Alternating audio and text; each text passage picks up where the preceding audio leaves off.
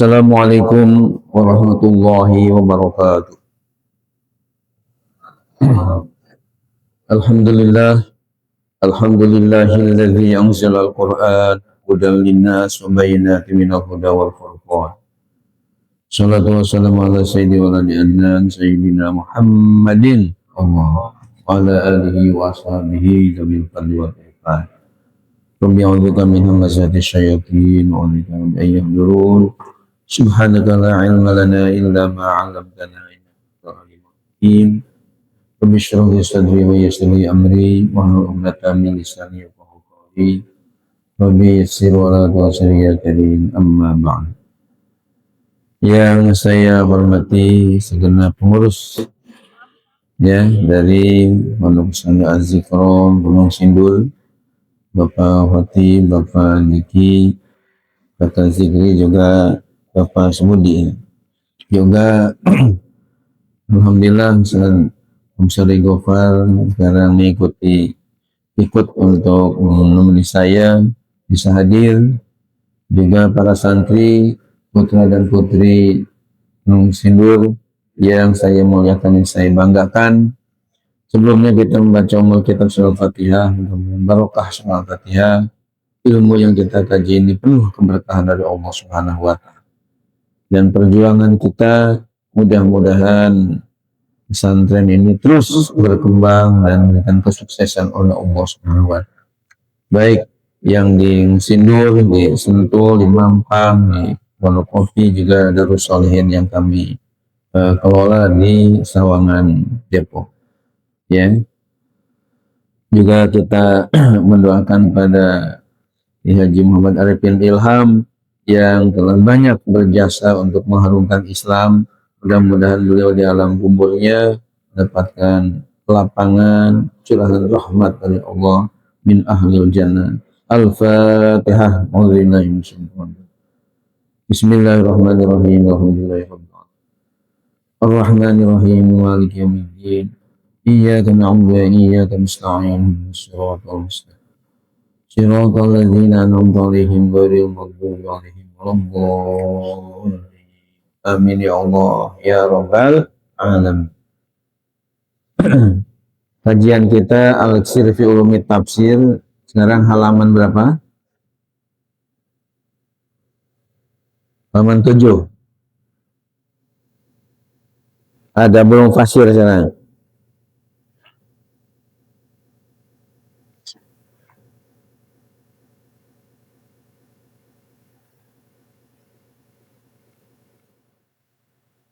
Kita langsung terjemahkan. Bismillahirrahmanirrahim. Adabul mufassiri. Adab-adab atau etika-etika seorang ahli tafsir. Al-awwal, yang pertama, husnul niyati, bagus niat. Punya niat yang bagus, wasihatul maksudi, dan benar tujuannya. Fa innamal a'malu binniyati, maka sungguh hanyalah amal-amal ibadah itu harus disertai dengan niat. Wal ulumu syar'iyatu, dan adapun ilmu-ilmu syar'i, ilmu-ilmu agama, aula, lebih utama.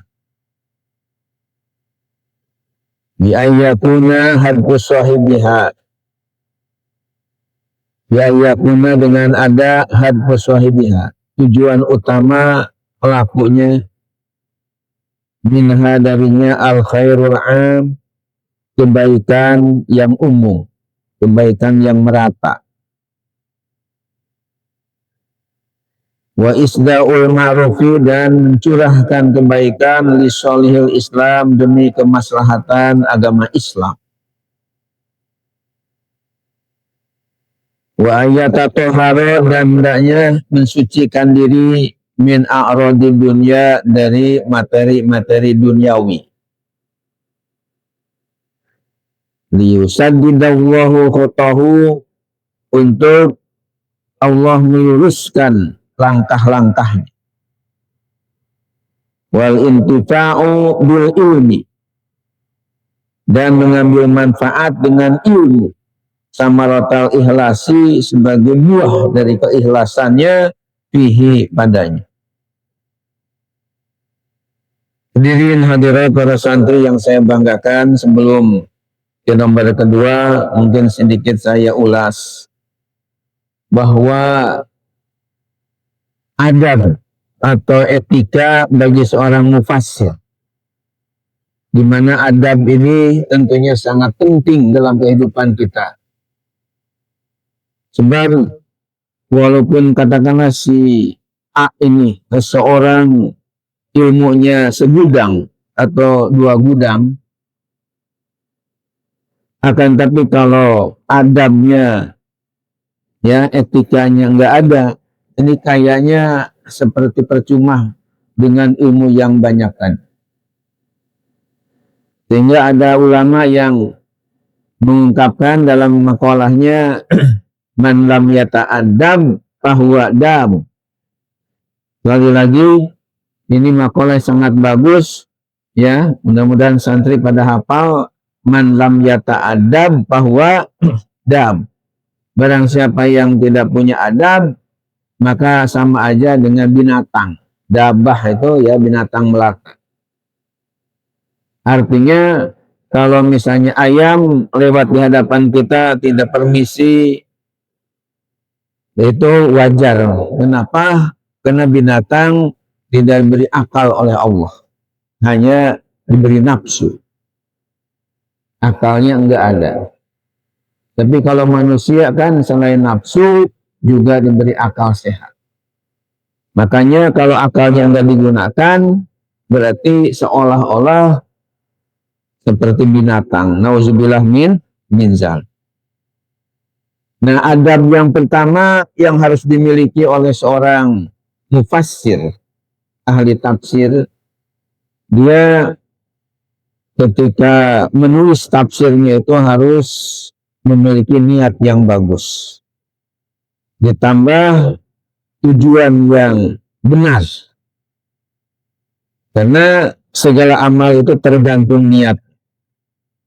Ilmu syariat apalagi mau menafsirkan firman-firman Allah tentu penting untuk punya niat yang baik, yakni ingin supaya tafsirnya itu bermanfaat bagi masyarakat luas dan bagi kemaslahatan agama Islam. Kemudian jangan tergoda oleh ya materi duniawi, supaya Allah membetulkan langkah-langkahnya yang positif itu.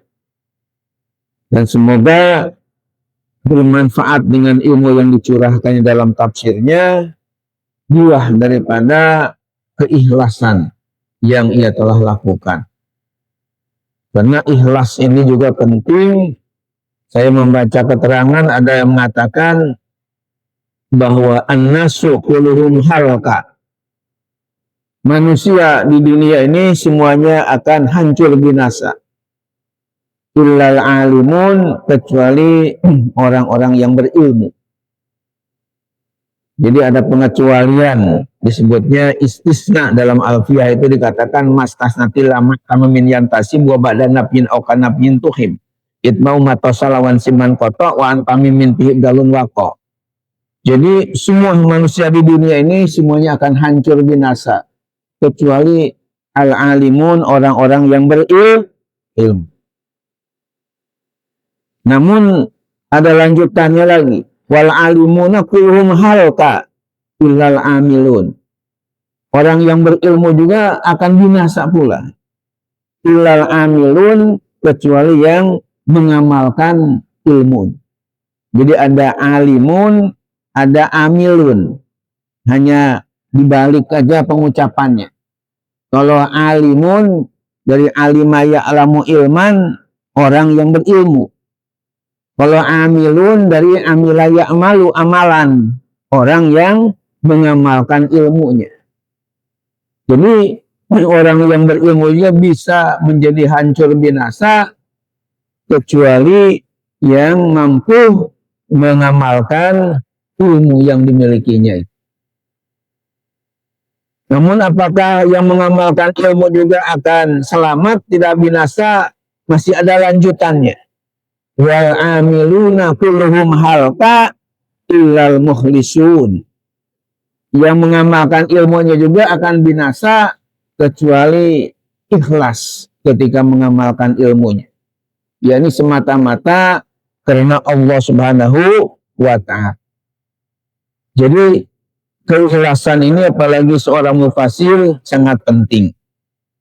Saya yakin tafsir-tafsir Al-Quran yang dikarang oleh para ulama yang sudah wafat cukup lama, kayak Imam Tobari yang wafatnya beliau 310 Hijriah, sekarang sudah 1447, berarti lebih dari 1000 tahun yang lalu. Tapi tafsirnya namanya Jami'ul Bayan masih terus diterbitkan, termasuk saya juga memilikinya, padahal beliau sudah wafat lebih 1000 tahun. Kenapa bermanfaat seperti itu? Juga tafsir-tafsir yang lainnya, kitab-kitab hadis, kitab-kitab fikih, menurut saya karena para ulama dulu ketika mengarangnya itu penuh dengan keikhlasan, semata-mata niatnya mencari ridho Allah Subhanahu wa ta'ala. Bukan untuk mencari duniawi atau ingin dipuji-puji, disanjung-sanjung orang. Kita lanjutkan adab yang kedua. Asani yang kedua, husnul khuluqi. Bagus akhlak. Bacanya para santri walaupun ini gundul jangan keliru, jangan husnul khuluqi, ya, tapi husnul khuluqi. Tulisannya persis sama antara huluk dengan khuluq, ya, cuman maknanya beda. Bedanya kalau huluk itu artinya akhlak, perilaku, budi pekerti, tapi kalau khuluqi artinya ciptaan. Jadi khalaqa yakhluqu khalqan artinya ya ciptaan, kejadian. Di dalam kitab Barjanji, kitab rawi terkenal di masyarakat, karya Abu Ja'far al-Barjanji, ketika mensifati Rasulullah Shallallahu Alaihi Wasallam, kata-kata khalqan dan hulukan digandeng penyebutannya, ya. Yang saya hafal di dalam kitab rawi itu ada bait yang berbunyi, wa kana sallallahu alaihi wasallam ahsanan nasi khalqan wa khuluqan dzati wa sifatin saniyah.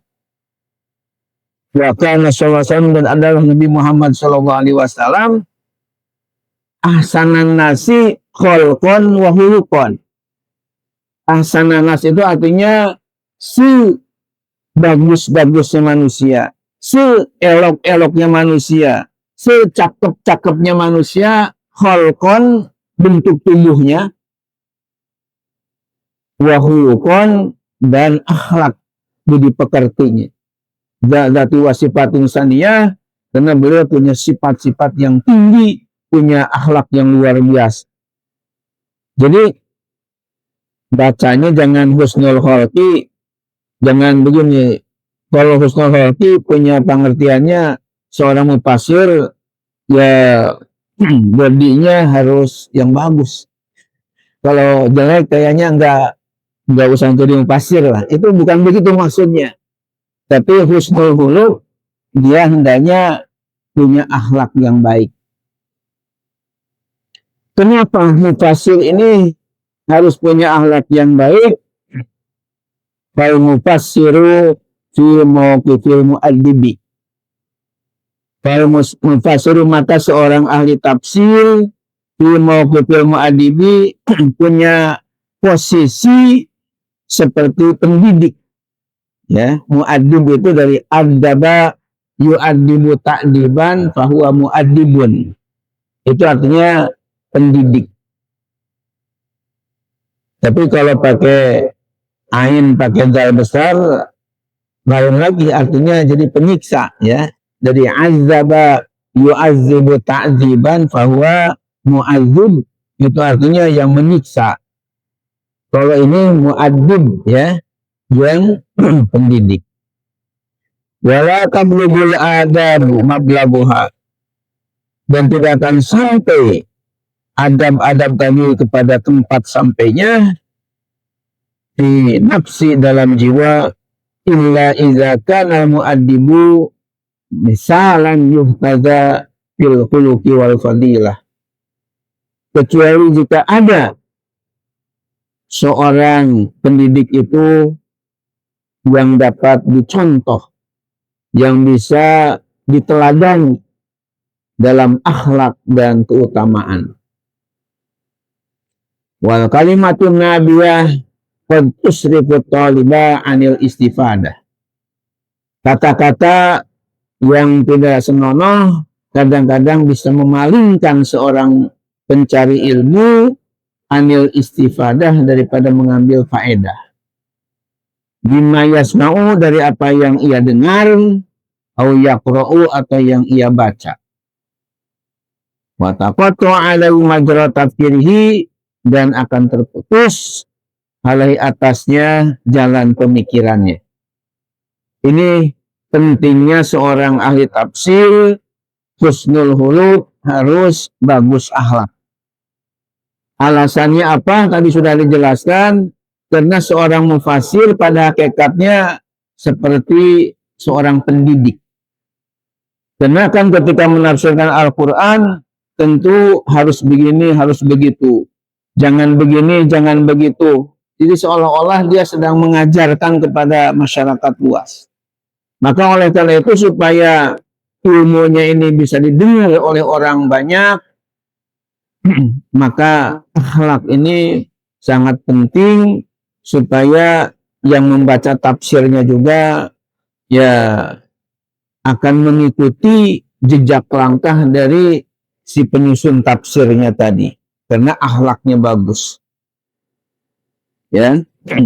Kemudian kita lanjutkan salisu yang ketiga, al-imtisalu wal amalu. Al-imtisal itu artinya dia harus patuh, wal amal, dan bisa mengamalkan ilmunya. Fa innal ilma, maka sungguhnya ilmu, yajidu qabulan minal amilin afama yajidu,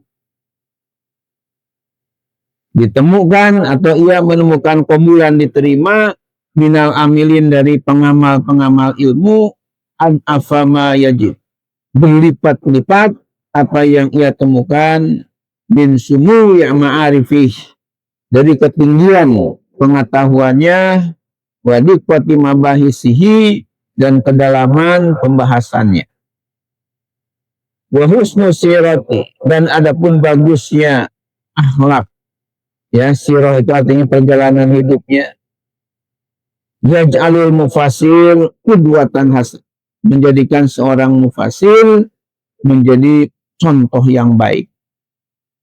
Lima yuqarriruhu, bagi apa yang ia telah tetapkannya, min masailid dini, dari masalah-masalah agama.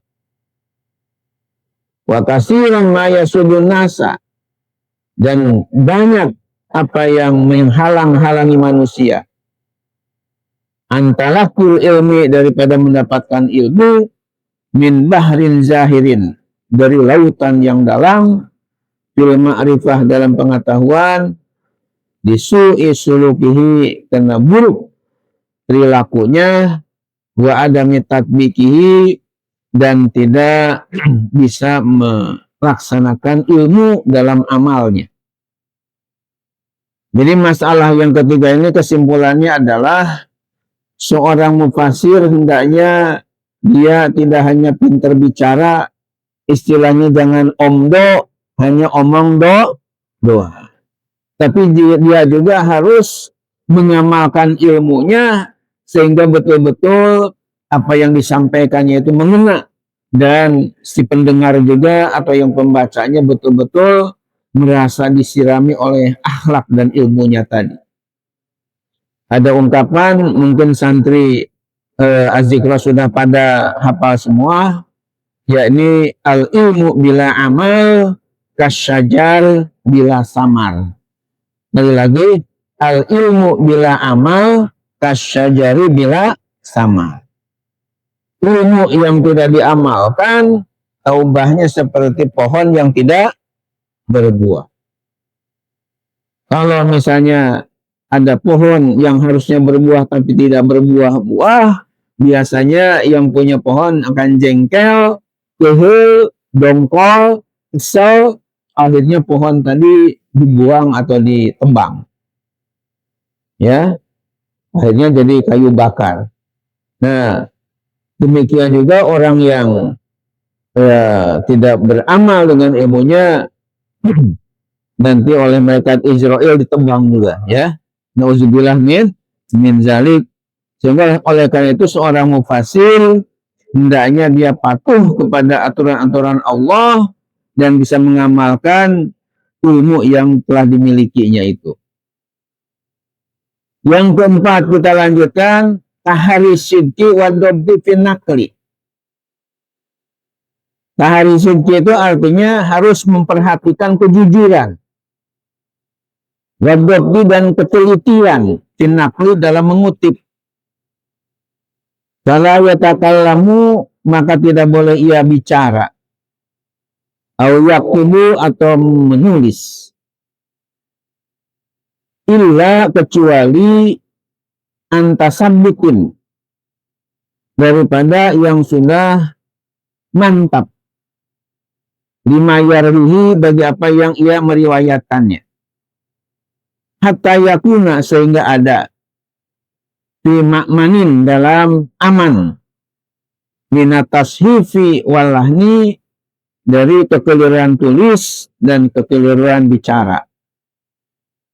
Jadi maksud yang keempat ini adalah nomor 4, seorang mufasir dalam kaitan dengan adabnya harus betul-betul menjaga, memperhatikan kejujuran. Sidqun itu artinya jujur, benar dalam mengutip, ya, jangan sampai ada kekeliruan. Sehingga tidak bicara atau mencatat kecuali memang yang sudah mantap kebenarannya. Kalau yang masih ragu-ragu, hendaknya ditinggalkan saja, karena ada hadis Nabi, ba'ma yaribuka ila mala yaribuka. Tinggalkanlah yang meragukanmu kepada yang tidak meragukanmu. Maka ketika dia mau ngutip suatu perkataan, ya, dari ulama, hendaknya harus mantap dulu sumbernya dari mana, dalilnya bagaimana. Kalau memang sudah mantap baru ditulis di dalam karya ilmiahnya. Jadi kalau ragu-ragu, ini lebih baik di ya delete aja, enggak usah ditulis. Supaya apa? Supaya aman dari kekeliruan. Kemudian yang kelima, al-khamis at-tawabu walinul janib. Bermirip ya maknanya. Tawabu itu artinya rendah hati, walinul janib itu tidak sombong. Wasalaful ilmi, maka adapun kecongkakan dalam segi ilmiah, hajizun hasidun, penghalang yang kokoh. Yahulu bainal alim wal intifabi ilmi, yang akan menjadi penghalang antara orang alim dan mengambil manfaat dengan ilmunya itu. Artinya seorang ahli tafsir walaupun mungkin ilmunya sangat dalam, sangat banyak, akan tapi jangan sampai dia sombong. Harus punya sifat tawadu.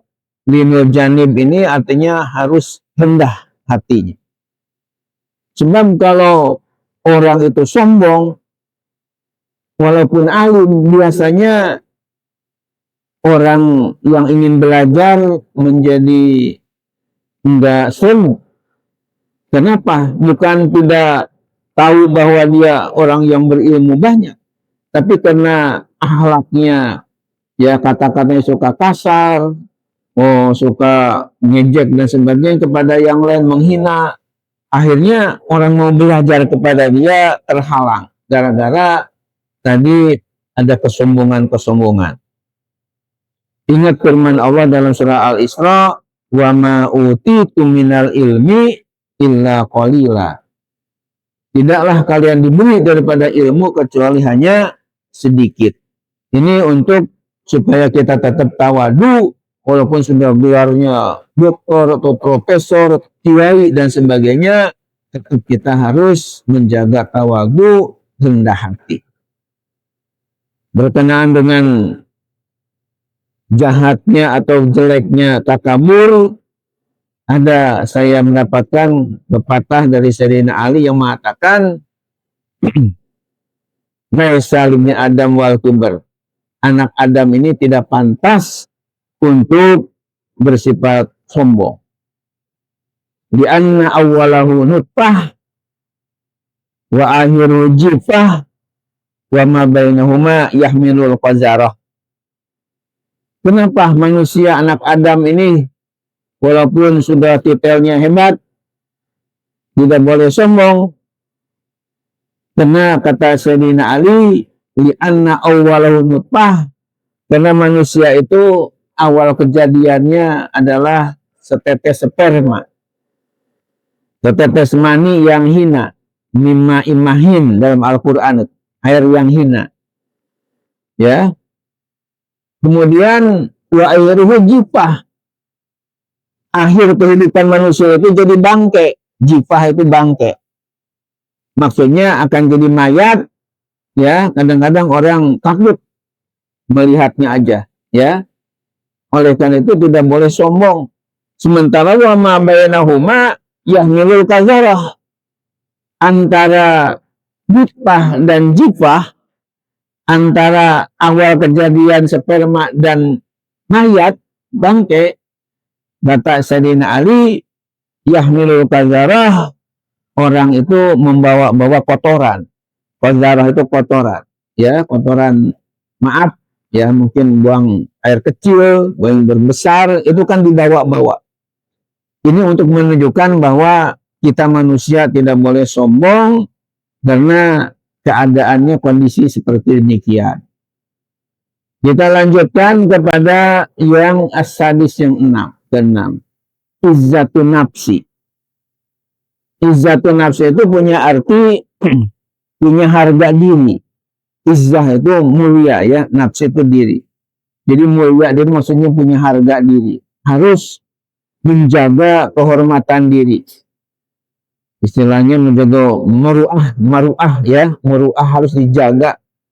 Famin hakil alim, maka di antara hak di sini maksudnya kewajiban seorang yang berilmu, ayyatarofa'a an sapa sipil umur, hendaknya ia menghindar dari perkara-perkara yang sepele, yang remeh-temeh, itu hendaknya orang alim menghindarkan diri, karena akan menjatuhkan martabat. Wala yubsyi' i'tiba al-jah wa sultan, dan janganlah suka, ya, mendatangi kaitan dengan penguasa-penguasa yang punya kedudukan. Kasail mutakafif, ya, seperti misalnya mengemis, meminta-minta. Artinya apa? Di nomor yang ke-6 ini, seorang ahli tafsir atau orang alim, ahli apa aja, hendaknya dia punya harga diri, menjaga dirinya dari hal-hal yang tidak baik, ya, hal yang remeh-temeh nggak usah masuk ke dalam. Apalagi sampai mengemis-ngemis ke pemerintah, penguasa, ingin jadi ini, ingin jadi itu tentu menjadi jatuh, ya, derajatnya. Harusnya punya wibawa, ya. Jadi kalau diminta, tapi kalau minta-minta, nah ini yang tidak bagus. Kemudian yang ketujuh, al-jahru bil haq. Dia harus terang-terangan membela kebenaran.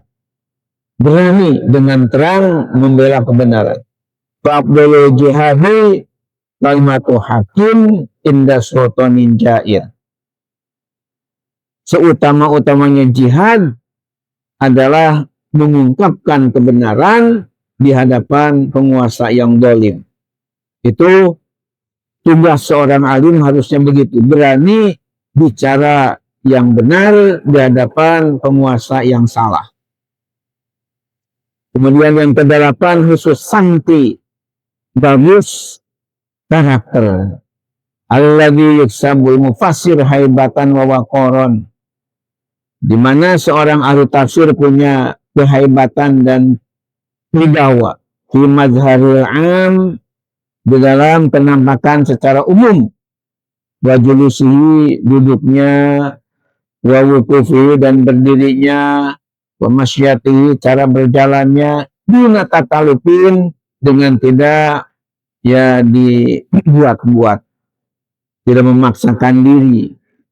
Artinya karakternya seorang mufassir betul-betul bagus, sehingga ketika berdiri, ketika duduk, bahkan ketika berjalannya betul-betul pantas menjadi seorang ya alim tadi, seorang mufassir tadi. Ya. Kemudian yang kesembilannya adalah al-qunatu warrawiyah. Dia harus punya karakter yang tenang, tidak tergesa-gesa dalam segala hal. Fala yasurul kalami sardan, tidak boleh kalau ngomong terlalu cepat. Bal yufassiluhu, akan tapi dipisah-pisah, wa yubayyinu an mahriji hurufihi, dan menjelaskan tentang mahraj hurufnya. Jadi kalau bicara apalagi ceramah, hendaknya ayat Qur'annya yang fasih, hadisnya yang fasih, dibacakan itu sesuai dengan mahraj hurufnya. Jangan sampai keliru. Karena keliru mahraj maknanya menjadi jauh. Contoh misalnya mauzun dengan maujun. Yang satu maujun mim waujim, itu artinya ombak di lautan. Tapi kalau mauzun pakai zai, itu artinya pisang. Yang bahasa Inggrisnya banana. Ya. Jadi jauh antara mauj dengan mauz. Harus pas mahrajnya. Kemudian yang ke-10, taqdimu man huwa aula minhu, dia mendahulukan orang yang lebih utama darinya. Fala tasadda li tafsir bihadratihim wa hum ahya. Jangan mau untuk menafsirkan Al-Quran di hadapan mereka padahal mereka masih hidup. Wala yumituhum haqqahum ba'da mamat. Namun dia juga jangan melupakan kepada hak mereka setelah mereka meninggal. Bal yursyidu ilal ahdi anhum, akan tapi ia memberikan petunjuk untuk mengambil rujukan dari mereka, wa qiraati kutubihim, dan membaca kitab-kitab mereka. Maksudnya adab seorang mufassir yang ke-9 ya, yang ke-10 adalah ketika ada orang bertanya misalnya kepada kita dalam masalah tafsir. Namun di samping kita ini ada yang lebih alim daripada kita, lebih ahli dibandingkan kita. Maka jangan langsung kita yang menafsirkannya, tapi kita serahkan dulu kepada yang lebih ahli tadi. Ya, misalnya ada Pak Kiai yang ada di samping kita, silakan Pak Kiai menjawab pertanyaan tadi. Kecuali kalau Kiai yang sebelah, misalnya antum aja yang menjawabnya, saya yakin antum bisa. Nah itu sudah ada izin, nggak apa-apa. Tapi kalau nggak ada izin, hendaknya adabnya serahkan dulu kepada yang lebih ahli daripada kita. Dan walaupun sudah meninggal misalnya ahli tafsirnya, baik sekali kita ambil rujukan. Misalnya dalam kitab tafsir Jalalain, karya Asyuyuti dan Mahali begini, tafsir Ruhul Ma'ani karya Al-Alusi Al-Baghdadi begini, walaupun mereka sudah ratusan tahun wafat, itu bagus sekali kita ambil rujukan sebagai penghargaan kepada ahli-ahli tafsir yang sudah meninggal dunia. Yang terakhir yang ke-11, husnul idad wa tariqatil ada. Bagus mempersiapkan materi dan cara penyampaiannya. Ayam da'a seperti memulai bidikri sababin nuzul, menyebutkan sebab turunnya ayat. Summa ma'anil mufradat, kemudian makna-makna kosakata. Wa syarhi tarokim, memberi ulasan penjelasan mengenai susunan kalimat. Wa bayani wujuhil balaghah wal i'rab, menjelaskan wajah-wajah dari ilmu balaghah dan i'rabnya. Alladzi yatawaqqafu alaih tahdidul ma'na, yang tergantung atasnya membatasi suatu maknanya. Cuma yubayyinul ma'nal am, kemudian menjelaskan makna secara umum, wa yasilhu bil hayatil amah, dan menyambungkannya dengan kehidupan secara umum. Allati ya'ishuhan nas, yang hidup padanya manusia, fi asrihi, pada masanya, pada zamannya.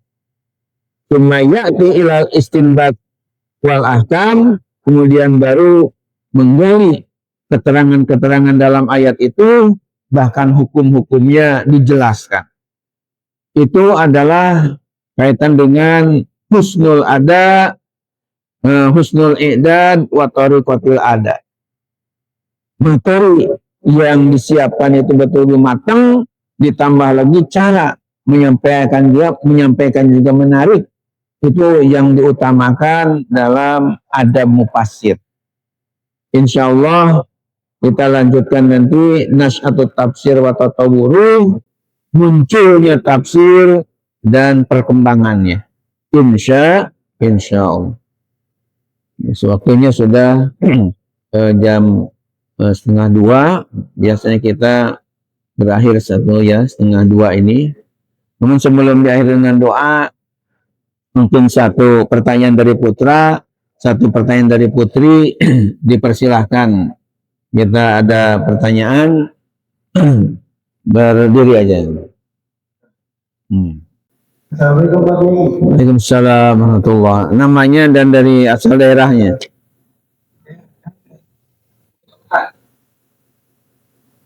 Jadi bertanya,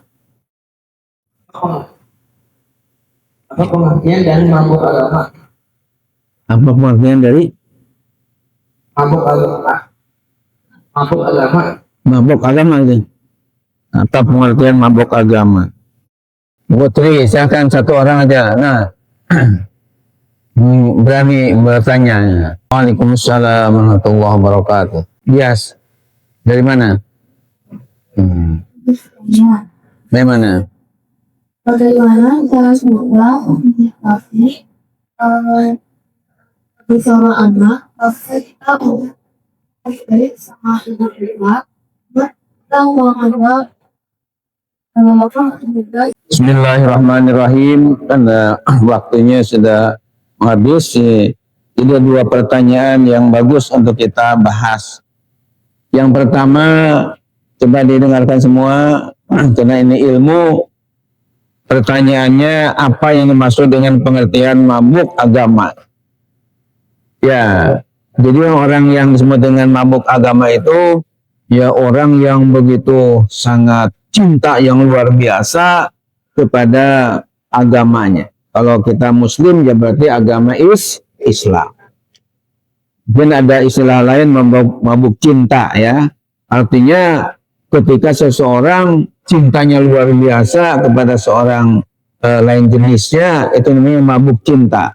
Nah, mabuk agama, orang yang betul-betul siang malam itu dia mencari atau menuntut ilmu keagamaan dengan yang luar biasa. Itu namanya mabuk agama.